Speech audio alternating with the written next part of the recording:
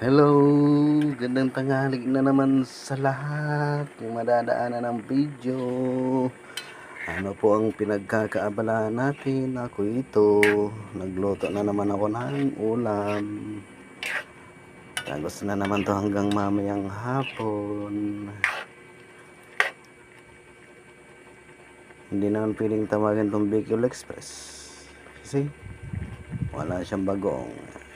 Tawagan na lang natin mga mamainser na ginataang baboy na may sili.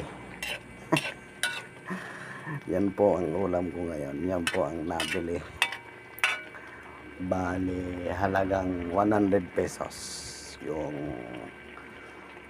baboy. Tapos yung sili doon po sa tanim ko kumuha.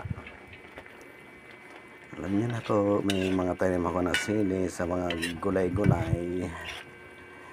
Yan, mga maminser, yan ang gulay, ay ulam ko pala ngayon. Gulay, pinakang gulay ko yung sili. Yan, patutuyuin ko lang siya mga maminser. Tingnan natin kung magmantika siya.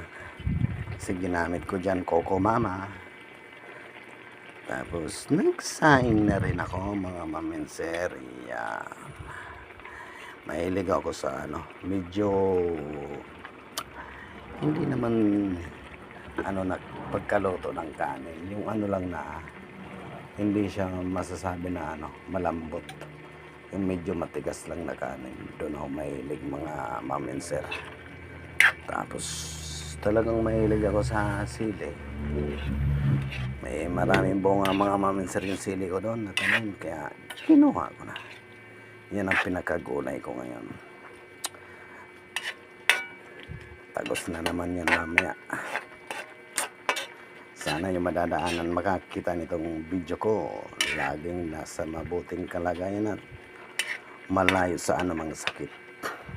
Diba mga sir, yun ang lagi natin hinihiling. Yan na lagi natin hinihiling pagising.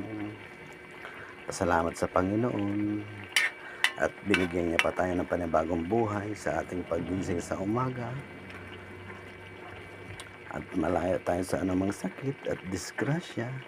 Yun ang laging pinagdadasal natin sa araw-araw mga sir. Diba po mga ma'am? Yan ang ulam ko ngayon. At yung mga kita nitong video ko, pa-comment naman po, saka pa-like, pa-share kung pwede, saka pa-follow. Ipapalo ako kayo kaagad mga ma'am sir. Siguro legit po yan dahil marami na akong pinalo back dyan nagpapalo sa akin. Yun lang po mga ma'am sir, and good luck and God bless you. Bye bye.